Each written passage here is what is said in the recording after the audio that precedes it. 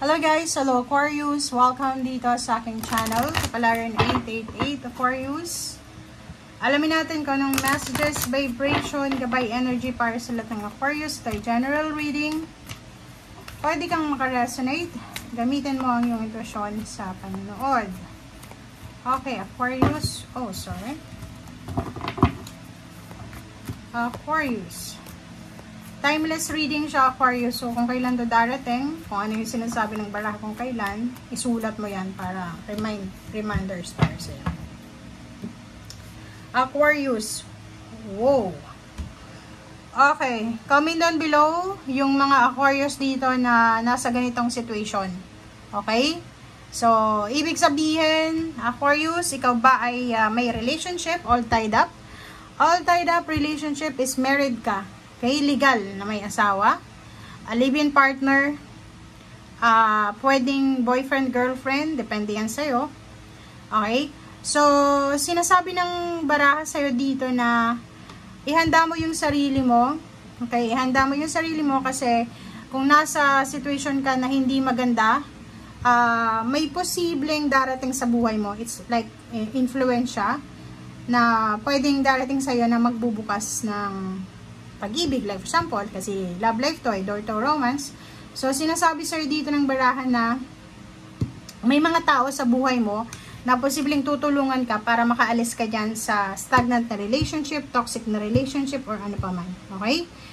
So, kung makikita mo dito, the angel number is 2333. Sinasabi na lahat ng nangyayari sa mundo ay may dahilan. Everything happens for a reason. Yun nga, kaya na-discover yung destiny, diba? Naka-destiny lahat eh. So, siguro it's time na para sa'yo, Aquarius, na mag-move on ka na. It's time for you na para ayusin yung sarili mo. Unahin mo yung sarili mo, okay? Kasi dito parang sinasabi, yung door to romance magbubukas sa'yo. Ibig sabihin, yung relationship mo, ikaw lang yung nagtatrabaho sa relationship. Parang, ikaw lang yung one-sided ba yan? Or hindi ko alam kung bakit, pero sinasabi siya dito, nasa all tied up ka eh. Hindi ka makagalaw. Pwedeng married ka, yon kasal. Nasa Pilipinas, mahirap yung annulment, diba? So, nakikita ko siya dito, bibigyan ka ng pagkakataon ng universe, ng ating Panginoon, na makakilala ng mga taong pwedeng makatulong sa'yo, ng mga taong pwedeng makapagbigay sa'yo ng, parang new beginnings. Sorry guys. Okay. Tingnan natin. Sinipon ako bigla. Tapos, hatching ako. Ibig sabihin talaga is going out, diba? Okay. So, Aquarius, eto naman is maganda. Kasi parang sinasabi na if you're planning to get married or bumuo ng pamilya, tapos yung karelasyon mo, kalibin partner mo, parang wala naman siyang balak pakasalan ka, or posibleng wala siyang balak na commitment, yung lumagay sa tahimik. Meron ganun, di ba?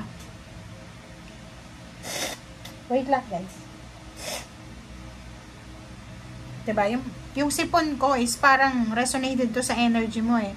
Na kailangan ng alisin. Kailangan ng alisin eh. Diba? So, ay kita ko sir dito, meron na iba na Aquarius na medyo tumatanda ka na, babae ka, pero hindi ka pa nagkakanak, or siguro may anak ka na, naka-live-in partner lang kayo, and hindi ka pinapakasalan, parang walang isip yung lalaki na pakasalan ka. So, nakikita ko siya dito na kailangan mong i-focus yung sarili mo sa pagbuo ng pamilya talaga na para sa'yo. Yung masasabi mong iyo, okay? Hindi yung masasabi mong, hindi para sa akin yan eh.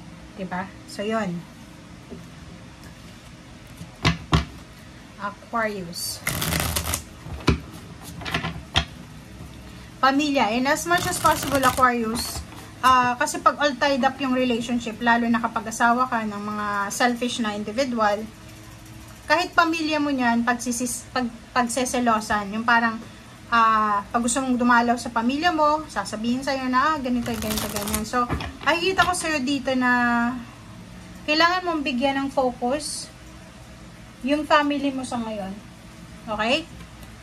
As much as possible, family first. Okay? Nanay, magulang, father, or siblings, parang ganun. Okay, the Empress. And then, 3 of Swords. Temperance. So, nakikita ko sir dito, Aquarius, na ayun, no, di ba? Bibigyan ka talaga. Yung Empress talaga is all about new beginning siya. New beginning, new start.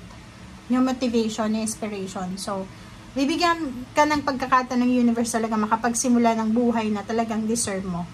Unang-una, yung 3 of Swords dito, stagnant energy to, all tied up. So, siguro sobrang painful yung pinagdadaanan mo sa ngayon, relationship.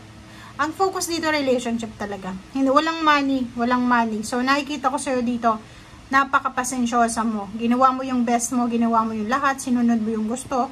But nakikita ko, you're in pain. Diba? You're in pain eh.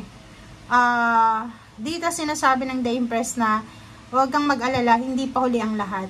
Bibigyan ka ng pagkakataon ng Panginoon, araw-araw, i-blessing yan para sa atin, para makapag-start over. Pwedeng magkaroon ka ng baby, or another baby, magkaroon ka ng new relationship, new motivation, new inspiration, new dreams, diba? So, hanggat buhay ka, huwag mong aalisin sa sarili mo yan, okay? And nakikita ko sir dito, napakabuti mong tao, mapasensya. 10 of Wands, nakikita ko yon, diba? So, kung ano man tong obligasyon na pinapasan mo sa ngayon, nakikita ko yung pagiging responsable mo. Pagiging responsableng anak, asawa, boyfriend, girlfriend, kapatid. So, yung 10 of Wands dito is kahit hindi mo na problema, pinapasan mo pa. Kahit problema ng mga pamangkin, ng kapatid, pinapasan mo pa. So, yung 10 of Wands dito is sinasabi sa'yo na kailangan mong matuto na pasanin lang kung ano yung kaya mo. Yung The Star na yan, sinasabi na unahin mo yung sarili mo, tuparin mo muna yung pangarap mo bago ka tumupad ng pangarap ng iba. Kasi tatanda ka, tapos hindi sa pagiging selfish ha, pero yung energy mo na to, sinasabi sa'yo na sobrang bait mo, sobrang pasensyosa ka, ginagawa mo yung best mo, naghihintay ka lang eh. Diba? Binibigay mo lahat, naghihintay ka para sa'yo, which is mali daw yun. Okay, maling-mali. Oh, diba? Okay, sa usaping pera, sinasabi ng baraha sa'yo dito na maging matalino ka sa paghahawak ng pera. Huwag bigay todo, lalo na sa stagnant na relationship. Kung yung asawa mo, boyfriend, girlfriend, walang trabaho, tapos lahat ng kita mo, binibigay mo, dito rin sinasabi, maging ano ka, tambangin mo yung situation kasi hindi maganda. Okay, so Queen of Wands, 10 of Cups, oh, sabi ka na eh. Sa loob ng pamilya, sa loob ng trabaho, sa community, mag-iingat ka, Aquarius, kasi hindi lahat ng taong dumadamay sa iyo sa ngayon, nakakausap mo sa mga social media accounts, ay faithful sa'yo. Meron dito 7 of Wands, 7 of Swords na merong binabackstab ka. Yung Queen of Wands is either fire sign, Leo, Aries, Sagittarius. Nakikita ko may mga wedding invitation ka na matatanggap. May mga news dito na posibleng may mga family celebration like yung kapatid mo, nanganak na, yung kapitbahay, ganito, ganyan. So, pwedeng yung iba dito na Aquarius na hindi mabuntis-buntis, magiging sobrang problematic sila. Parang ganun. Iko-compare nila yung mga buhay-buhay nila dito sa taong to, which is hindi maganda. Kasi parang tinutorture mo yan yung sarili mo. So, if ever may mga tao sa paligid mo, Aquarius, na, like for example, wala kang anak ha, nagtatry kang manganak or magbuntis, pero hanggang ngayon wala pa. Tapos may isang tao ka na close mo, magbabalita sa'yo, every time na balita niya is all about sa mga wala ka. Diba? Yun yung mga weaknesses mo. Mag-ingat ka sa kanya. Okay? Kasi, tinitrigger niya yung ano mo, yung emotion mo. Ginagawa niya yan para inisin ka. Ginagawa niya yan para ipakita sa'yo kung ano yung weakness mo. Ipakita sa'yo kung ano yung wala ka. Ang ganyang klase ng tao is 2025 na, hindi mo na dapat yan pakisamahan. Dapat let go mo na yan. Okay? So, ang buhay ngayon, napaka-importante na kung sino lang yung magdadala sa'yo ng happiness, yun lang. Kasi mabilis ngayon eh. Alam mo kung bakit mabilis yung tao may stress, ma-depress, mawala yung focus niya? Kasi sa social media yan eh. Diba? So, ano eh, iba na yung panahon ngayon, kailangan mong alagaan yung sarili mo. Okay? More than sa ibang sasabihin ng nila na, sinabi si ganyan, nagbago na, hindi.